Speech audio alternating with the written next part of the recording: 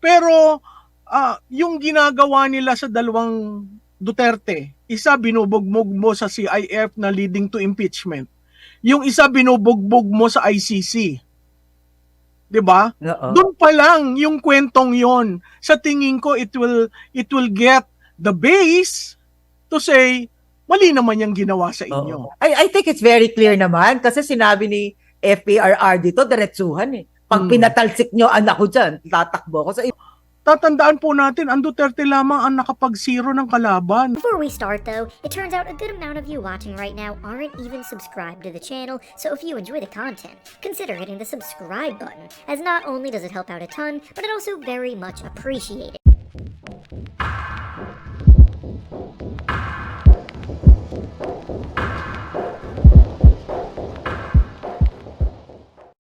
Matatandaan na.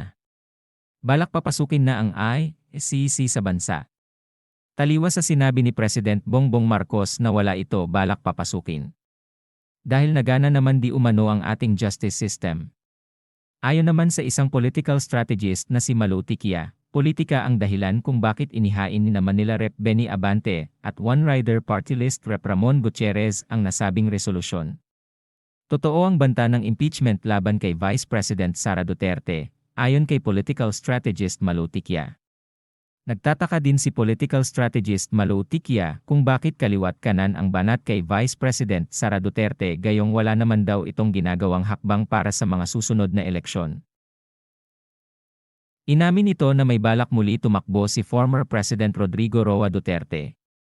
Sa mga nangyayaring banat ng kabilang panig sa kanyang anak na si Vice President Inday Sara Duterte. Sinabi nito na tatakbo muli ito at binabalak bumuo ng grupo sa susunod na eleksyon. Na siya namuno para maipabagsak ang 8 diretso na oposisyon. Sinabi din nito na malakas pa din ang Duterte sa larangan ng politika.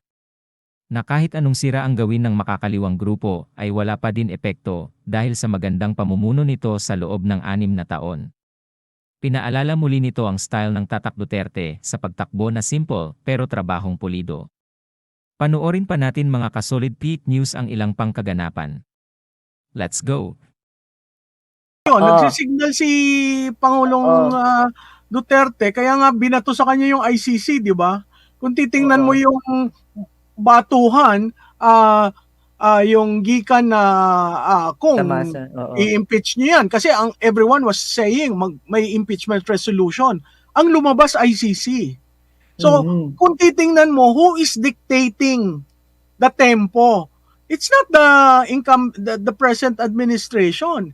It's him. They are reacting to a preview. To what he's saying. Yeah, to a former president who is reacting based on sa ginagawa nila. Hindi naman hutanga ang dating Pangulo. Ay yung pagbabalik politika ni Tatay Digong sakaling mapatalsik. Yung mapatalsik, mukhang remote na po yan. Although marami talagang naglalaro sa ating lipunan dito, nagpapagulo sa sitwasyon natin dito sa bansa. Nagpapabagal sa pag-unlad ng bansa. Miss Malu, ano po yung assessment niyo, evaluation dito? Na si Tatay ay dahil medyo napipikon, ay nagbanta na babalik politika. Alam niyo po, yung salita ni dating Pangulong Duterte, malaman ho yun, no? Malaman in the sense na parang sinasabi, umayos kayo, kung hindi, nandyan ako. At marami sa tingin ko sa ating mga kababayan ang siguro hinihintay na makapasok siya muli. Dahil makikita natin yung pamumuno niya, diretsyo, with certainty, hindi yung paligoy-ligoy o subject to interpretation. Alam po nyo sa liderato napakahalaga na diretso ang sasabihin mo, hindi yung subject to interpretation ng kung sino-sino, lalong gumugulo yung sitwasyon, no? Okay. So sa tingin ko, kahit na napakahirap yung gagawin niya dahil nga na-raid na yung partido niya, nakikitaan ko na ang posibleng pagbabago ng politika sa ating bansa ay pwede manggaling sa PDP. Kasi kung aalsin mo na lahat yung mga naandyan, di ang tanong nga ng iba, sino ang tatakbo diyan? Alam po nyo, wala kasi tayong political ladder na pagkatapos mag-mayor, umaakyat ng umaakyat. Sa tingin ko, itong gagawin ng PDP laban, baka yun ang susi para may bagong dugong pumasok, may paninilbihan sa bayan ang linalagay sa isip. Mahirap yung gagawin niya dahil kulang sa lahat. Pero sa tingin ko may mga taong tutulong sa kanya. Katulad na rin yung nangyari nung 2016. Marami nagsasabi spent force na si dating Presidente Duterte. Sa tingin ko hindi ho. Kung yan ba naman spent force, di sana hindi nagre-react ang political establishment kung talagang wala nang saysay si Pangulong Duterte. Opo. Itong midterm ay nalalapit na, 2025. Although marami po sa mga legal luminaries natin nagsasabing wala namang illegality. Kung sakaling makisabong o makilahok sa politika si dating Pangulo, si Tatay Digong, in 2025, how soon palagay nyo na he will make it true to his words na pumasok ngayong 2025? Kasi ho, ang pagbubuo ng isang slate, napakahirap niyan, lalo na kung outsider ka, na retired ka na sa iyong panunungkulan. Tapos, syempre, ang pondo, napakahalaga ho sa politika ng pondo. Pero, dahil wala ho tayong oposisyon na matuturing ngayon, yun ang kagulat-gulat ngayon sa political dynamics natin. Wala ka maiturong oposisyon eh. Parang yung oposisyon kasama na sa administrasyon. So, kung magkaganon, wala yung kritisismo. Ang kritisismo ho, napakahalaga niyan sa isang demokrasya. Yun yung sinasabi ni dating Senator Joker Arroyo, no? The minority rights will have to be protected kasi that assures you a vibrant democracy. So ngayon, meron hong void na pwedeng punan ng isang dating Pangulong Duterte. At mahihirapan po pag pumasok yan, pag inalaw nilang pumasok. Kasi dun sa aming survey, at least, parati ho siyang nagtatap. At sanay ang isang Rodrigo Duterte tumakbo galing sa wala at galing sa outlier. Yan po ay nagawa na niya noong 2016. Yun ay bilang Pangulo. Yung senador ho, madali lang yan, lalo na pag magtulungan at strategic yung pagpili mo doon sa 12. Ginawa ho nila yan noong 2019. 2 slates. Tayo nagulat, may slate ang anak, may slate ang tatay, ang sumosobra sa 12, mamili ka dyan, nasa inyo. So, sa tingin ko, it will also be out of the box na ang gagawin nila dito sa 2025. Kaya lahat nag-aabang.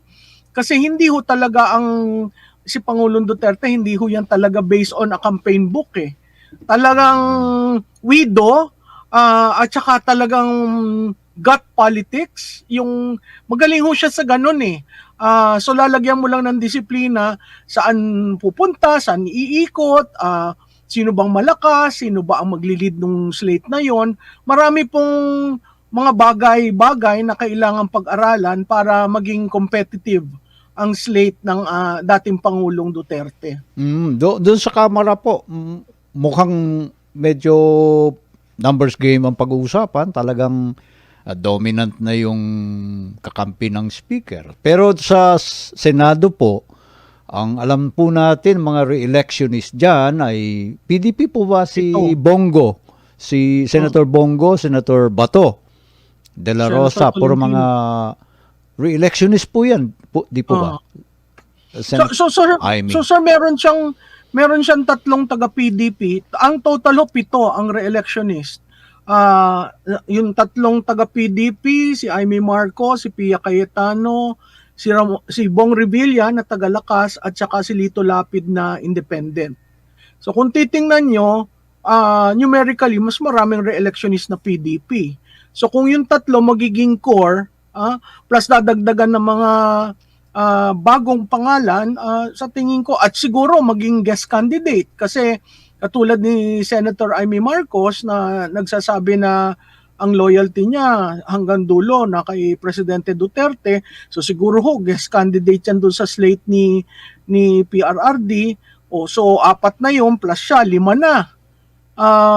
Hahanap ka na lang ng mga 5 or 7 para mabuo 12. yung slate. Mhm. Oo. Napakahirap naman on the other side, napakahirap dun sa so-called supermajority. Paano mo pipiliin yung 12?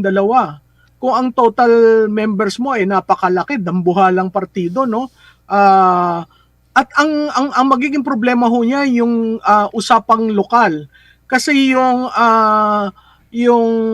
incumbent, 'di ba? Meron tayong sinasabi na pag incumbent ka, irerespeto mo 'yan, yung equity of the incumbent.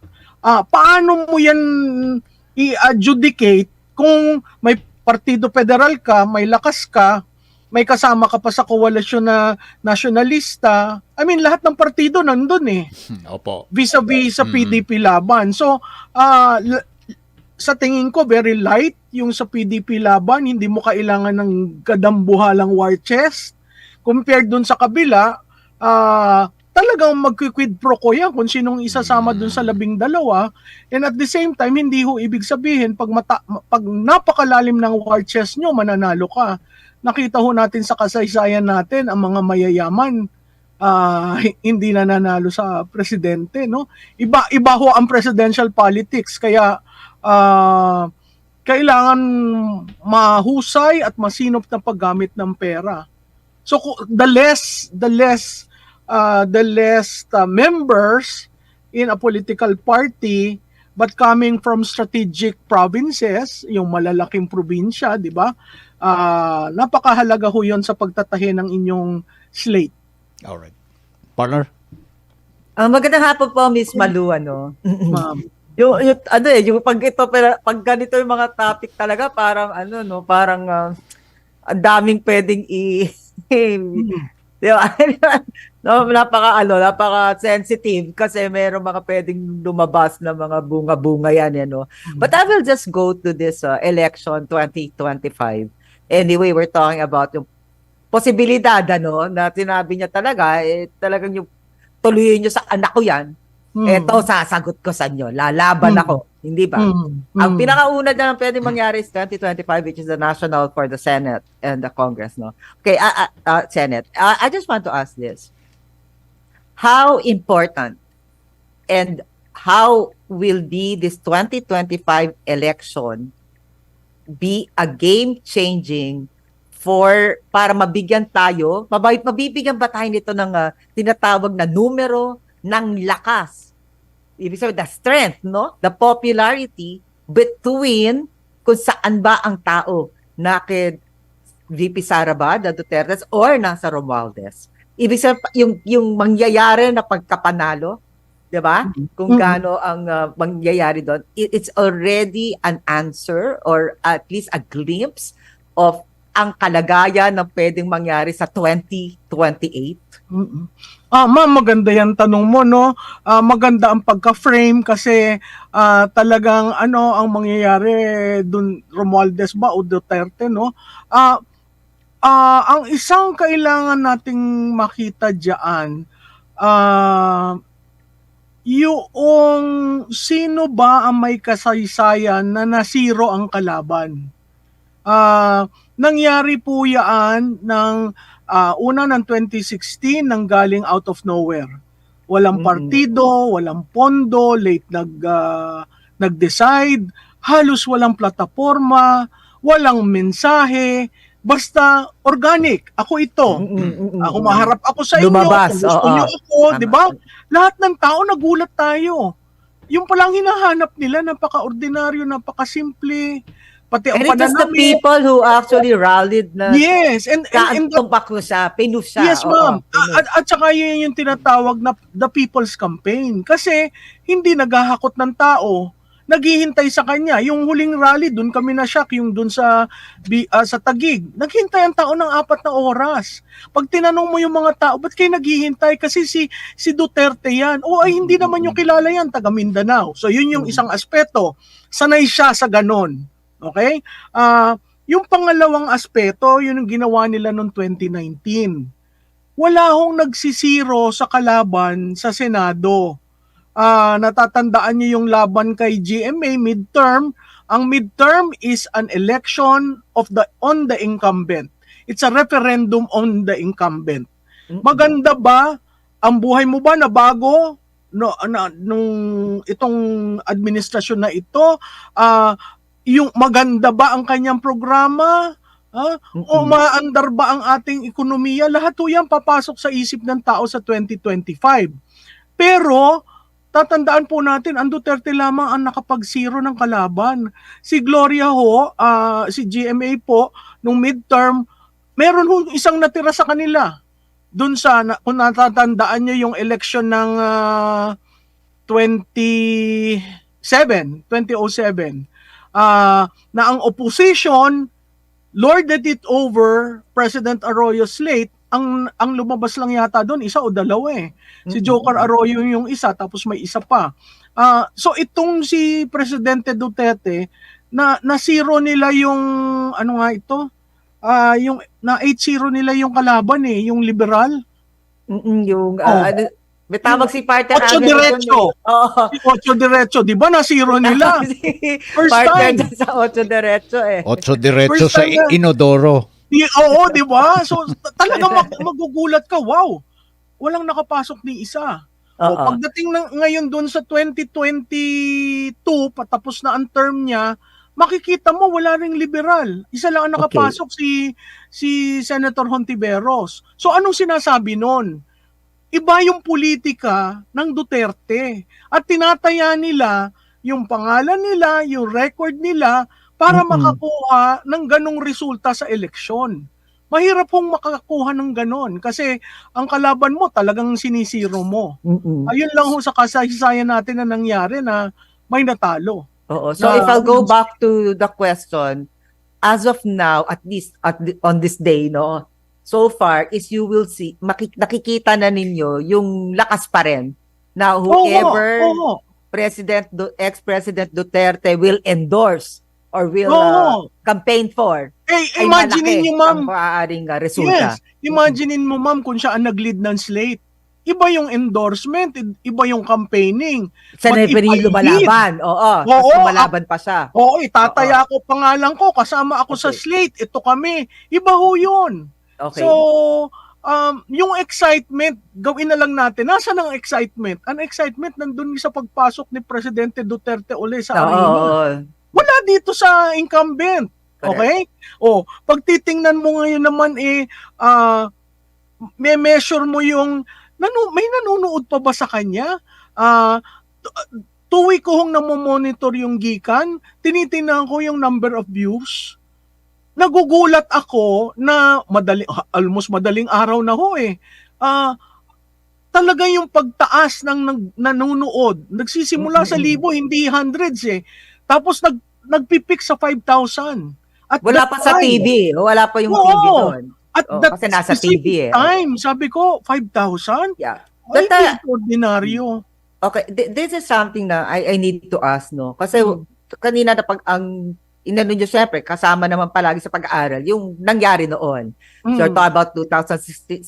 Totoo yun. Interesado kahit yung mga hindi boboto eh. Umamin na tayong lahat. Kahit hindi natin kilala si Duterte noon. Naging interesado ka sa kanya. It became a fresh Yes, nagkaroon ng gano'n, no? And then, 2019, sabi mo nga, talagang nilampaso. Let's call it like that. Kasi, sorry po, pero gano'n naman talaga nangyari, no? Kaya lang, ang difference lang po ngayon, at this time, this is, ang nangyayari po kasi ngayon is like, hindi si President Duterte mismo ang nala-limelight dun sa mga pagtitira, no? At least, I'm talking about the confidential funds muna, about the VP Sara and all. Pati na rin ngayon, pinuputok na yung ICC ulit, ibinabalik. So ibig sabihin, may senaryo po ngayon na hindi katulad before ng 2016 na yung interest ng tao, sino ba siya? Ano ba siya? So ibig sabihin, nakilala siya. So ngayon, madadrag to, paano ba siya nakilala? So ngayon, sa ginagawa po ngayon, sa tingin nyo may epekto ito na hindi na to yung mga question mark, sino ba si President Duterte? It is now a matter of ikaw ba ay naniniwala sa tama ang kanyang ginawa o mali? Hindi ba? May ganun ka na ngayon. Okay, so yun yung gusto kong tanungin.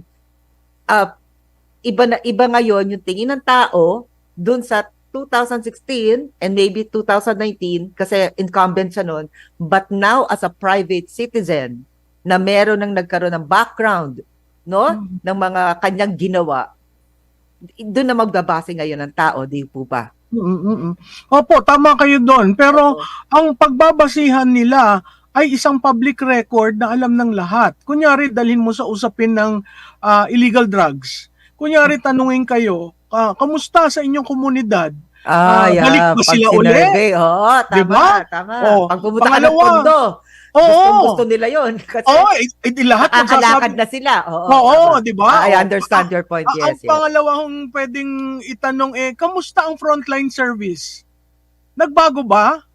Kayo ba'y naaatupag? Kayo ba'y may natatawagan? Kung may reklamo? Nakita nyo na bang ako'y nagalit sa mga hindi tumutulong sa inyo?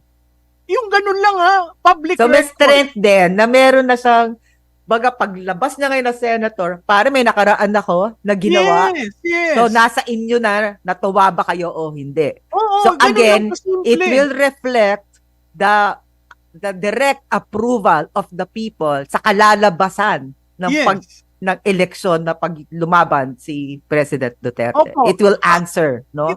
Kasi may dala siyang may dala siyang, ito yung accomplishment ko. Yeah, may dala siyang bagahe. Ibig sabihin, tingnan mo ngayon ko ngayon sa accomplishment ng 3 years ng administrasyon. O, kunyari, tanungin kayo, nararamdaman niyo ba ang gobyerno nung ako'y Pangulo? Ma'am, di ba? Doon na lang sa mga ganon at saka yung diretsuhang pagnanalita.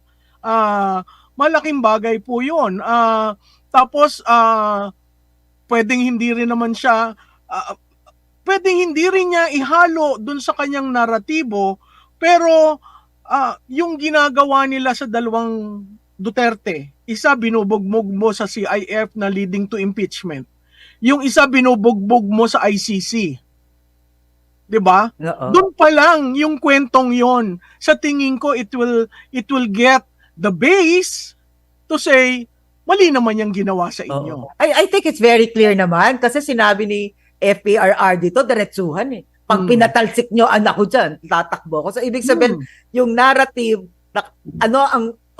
yung bakit siya tumakbo? Malinaw Hindi naman niya sinabing tatakbo ko kasi gusto ko lang manilbihan ulit. Actually, siya pagod na nga ako Yeah. Pero ang driving force niya is how you treated my daughter. Yes. Dapat at saka mama, past tense yun. Bakit nyo ginanon ng anak ko? So hindi nyo na kino-cover kung ano yung purpose niya. Kita-kita naman. Sinalita di ba? Na headline. Okay, I will go now because sinabi niya na ako tatakbo kahit mag-isa pa ako sa PDP laban. Actually, inano niya yun, pinasive enforcement niya, no? Na sinabi niya, buti nga mag-isa na ako So ngayon, makakalista ako ng mga pangalan na gusto niya. Malaya siya ngayon, no? Pero tatanong ko lang sa'yo, as Duterte himself can actually very strong, right? Do you think it's wise for him pa to carry other people with him na maaaring baka bumigat, or maging issue pa, hindi natin alam. Ikaw, being strategist ka rin di ba? Nagka-campaign strategist ka rin, management, ganyan. Pag ikaw ba, anong sasabihin mo? Di na tumakbo ka na mag-isa. Mas malaya ka, ikaw mismo yon kung ano yung merong kang dala-dala na popularity, hindi mo na kailangan pang ikargahin yung iba. What will you tell him kung ikaw yung... Dalawang bagay yon. Kung siya lang mag-isa, magaan. Madali mong mapanalo. Pero dati kang Pangulo. Maraming tumitingala sa'yo, maraming susunod sa'yo kung sino sasabihan yung pagbabago ng politika, yung chance lang na merong makitang bagong muka, bagong dugo, positive na development sa politika, sa tingin ko yung chance na yon hindi pa kakawalan ng Pangulo. So, Dahil malaking factor, yung may bago na mukha ulit. May Yes. bagong, biglang nagulat ang tao, oh my gosh, sino tong pinipili niya? So, the Oo. interest will be back. Oo. Oo. Kasi alam mo, ang kailangan lang is yung magkaroon ng interest, tapos Interest yung talaga. magic Oo. na tinataas ang kamay, tinaas Oo. ng kamay ng isang dating Pangulo, malaking bagay yon kasi hindi mo alam yung bang incumbent, si President Marcos ba will join the going around for the slate. Makikita natin ang masipag noong 2022 si Vice President Sara eh. So, Oo. sisipagin ba ng Pangulong Marcos na sumama sa slate at to join the Kanino hustling? siya, yes. Di Kaya ba? na sinasabi ko, itong 2025 will answer many questions. Mm. Kasi usually rin, ang Pangulo naman talaga have the right to endorse kung sino talaga yung gusto niyang manalo. Ex-President Duterte, kita mo nga yung tawag ni partner doon sa sinabi mo ng 8, no? Talagang inumbag-umbag talagang nagka-campaign siya. So the President has the right to do that. So makikita ngayon ng tao, nasaan ba talaga si PBBM, right? Oo. Makikita yon. At makikita rin yung lakas ng Dutertes pa at makikita rin, teka muna, humina ba dahil ba ito sa Romualdez? Di ba may ganong mga Oo. sagot? Yes, ma'am. Yes. Oh, So, it's very imagine important mo- this 2025. Imaginein mo, ma'am, kung si Speaker tumatakbong senador. Maraming combination na pwedeng magpa-slow down ng slate mo o 'di ba? So imaginein mo yung mga pangalan na nababanggit sa mga issues tungkol sa pondo ng bayan, 'di ba? So lumalabas at lalabas yung issue dahil ang midterm nga referendum sa incumbent. Oo. Gusto nyo ba yung 3 years? Ganun lang ang tatanungin mo sa taong bayan. Hanggang 3 Ano taon ba? lang naman, ano, oo. 'Di ba? Ano ba ang nagustuhan nyo? Ano ba ang dadalhin nyo sa polling center at naiisip nyo top of mind ginawa ng incumbent? Oh, ito next Sa tingin mo ba itong sinabi ni President Duterte na to na kasi may kung hindi naman niya sinabi ako'y tatakbo. Merong ano yun, may karugtong. Kung patatalsikin nyo si VP Sara, i-impeach mo talaga, tatakbo ako. So meron siya tinatawag na kung. So sa tingin mo, knowing President Duterte style kasi, hindi yan nagsasalita ng walang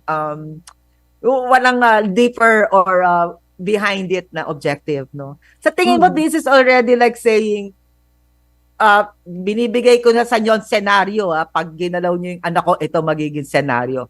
So, binabalik ba niya yung bola ngayon dun sa mga may plano-planong niya na, sige, try nyo. Dahil ito ang magiging, nagsisignal siya ng mensahe sa kanila. It's signal message, right? Tama po yun. Nagsisignal si Pangulong Duterte, kaya nga binato sa kanya yung ICC, di ba? Kung titingnan mo yung batuhan, yung gikan na kung i-impeach niyo yan. Kasi everyone was saying may impeachment resolution. Ang lumabas ICC. So, kung titingnan mo, who is dictating the tempo? It's not the present administration. It's him. They are reacting to a preview. To what he's saying. Yeah, to a former president who is reacting based on sa ginagawa nila. Hindi naman tanga ang dating Pangulo para maniwala dun sa mga sinasabing wala akong pinaplano dyan, hindi ko alam yan, hindi na iba na ang taong bayan ngayon, iba yan dun sa 10 years ago, 20 years ago. Kasi na-observe ko yan dati. Lahat ng sasabihin ni President Duterte, meron siyang gustong mangyari. Yung bawat sasabihin siya, alam naman niya mangyayari, magre-react ito So, may ganun siyang strategy. No? Strategist nga di ba? At saka ilang steps siya ahead of nakikita niya yung resulta na gusto niya ng epekto ng kanyang sinabi. That's right. Ay nangyayari naman kasi nagre-react na no? So, kaya nga ang parati ko nga patihon sinasabi, tuwing Lunes may bagong pinapalabas na parang 3 Lunes na tayo, 4 na Lunes na tuwing Lunes merong ibang nangyayari sa storya. So, anong ibig sabihin nun? Plinano. Mayroon silang gagawin. Ayan, na ganyan na, labas natin ito. Kaya ang nakakalungkot ho doon, wala ang focus sa bayan, ang focus nasa politika. Actually, Na kahit dapat- naman yung mga tao ngayon, Miss Malu, kung makikita mo na, they're already saying, my God, tama na yung Duterte Yeah. Romualdez away kasi nangyayari, ang dami kailangan gawin ng Kongreso na kailangan ng mga tao, hindi naman na bibigyan ng pansin. Oo. That even the people na already, tama na kasi nakikita na yung political Yes. area, hindi na ma-deny hindi ba? At ma'am, ang napakahirap dyan, hindi natin naririnig ang Pangulo na nagsasabi, tama na. Hindi pa tayo sa Yun nga trabaho. susunod kong tanong, naunahan mo na ako. Diba? Kasi- Parang, hello, bakit ganyan na? Balik tayo sa trabaho. Oo, hindi ba? Kasi yun ang hinihintay ng mga tao na parang, ikaw ikaw makaka-neutralize ba? Yes, yes. Yeah. Oo. Hinihintay laging, hoy, kayo na, tumahimik na kayo, you're under me as your ganyan. Yes. Magtrabaho na kayo, ganon, hinihintay. It's really leadership. You have to command people to Yes. stop and let's focus on what is needed.